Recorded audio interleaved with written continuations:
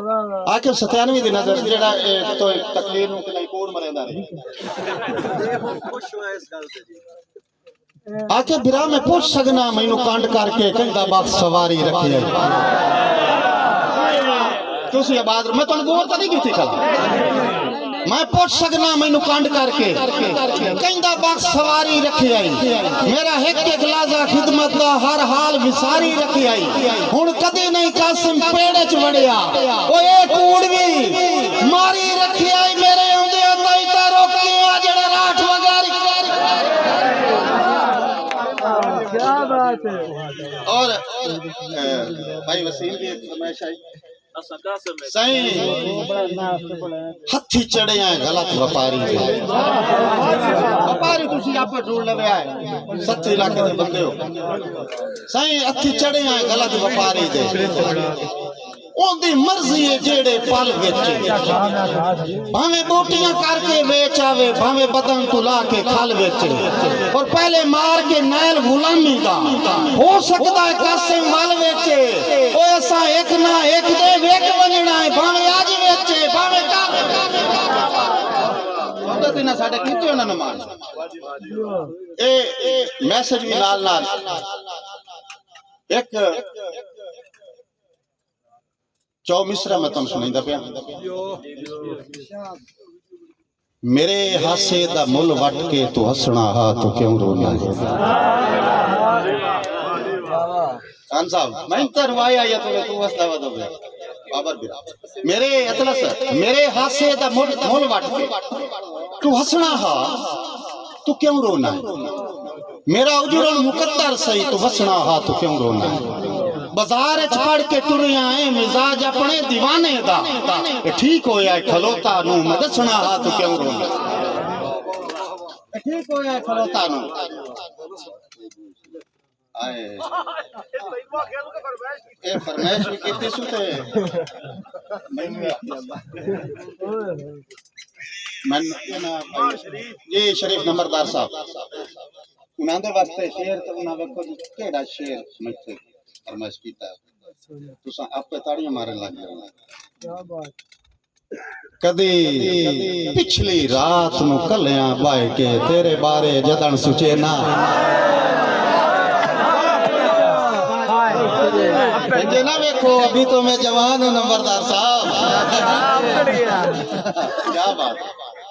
ते कदी पिछली रात नु कलियां बाय तेरे बारे जदन सुचेना तकवीम तेरी टोर तो नज़म दा मुड बन के तेरी जुल्फ ते आन मुकैना कदी पिछली रात नु कलियां पाई के तेरे बारे जदन सुचेना तेरी टोर तू नज़म दा मुड बन के तेरी जुल्फ ते आन मुकैना हर मिसरा गजल दा लिखन तू पहले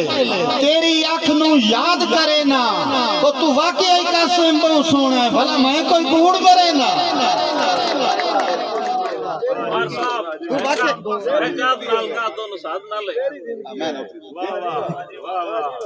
मैं नौकरी जैसा नवीद खान बिल्कुल सही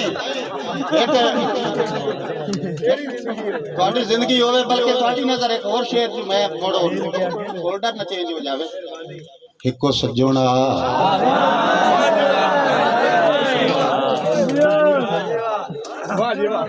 हिको सजोना ते हाँ भी मुलाक तू सोना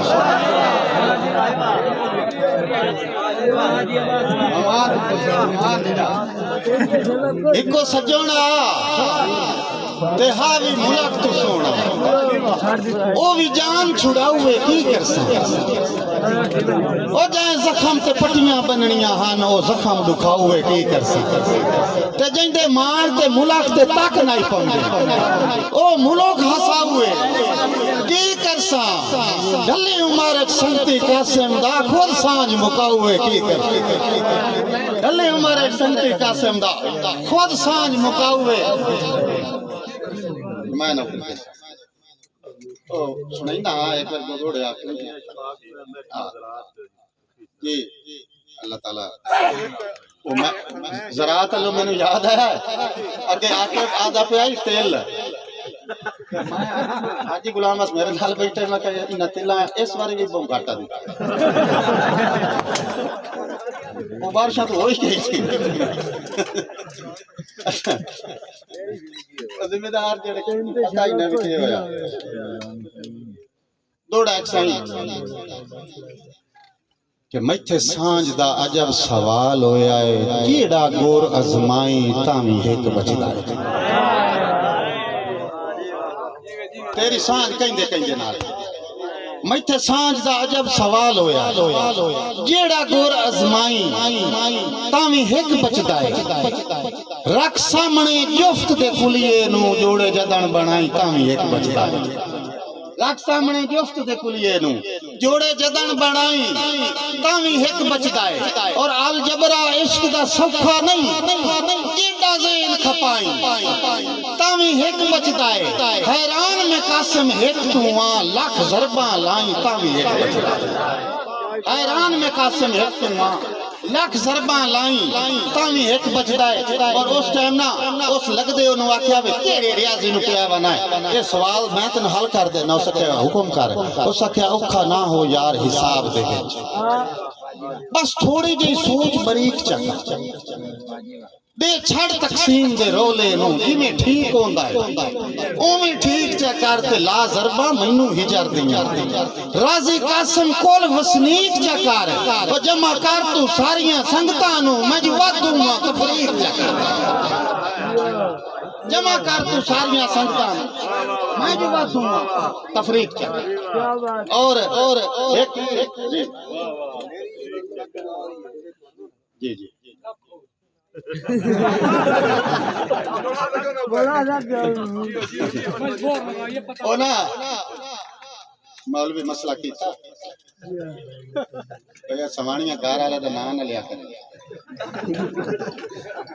वो एक नमाजी परहेजी नेक औरत है उस फौरन अमल कीता ओ जेड़ी गल होवे आखे निके दा बा उनके घर वाले दा नाम होवे रहमतुल्लाह ओ सदे निके दा बा नमाज भी पढ़ दी के भर गवेड़ आयो उसका क्या सलाम अलैकुम लिखे दा बा रहमतुल्लाह मुराद लगा उन तो बजाई अस्सलाम वालेकुम लिखे दा बा बैठा है बंदे दा बा क्या बात है अच्छा ये तो हो गई गल हुन ਤੁਹਾਡਾ ਦੌੜਾ ਤੁਹਾਡੀ ਦੋ ਫਰਮਾਇਸ਼ਾਂ ਪੂਰੀਆਂ ਹੋਈਆਂ भाई वाली फरमाइश पे नवीद खान की फरमाइश तेरी राय जावे तो अच्छी गल है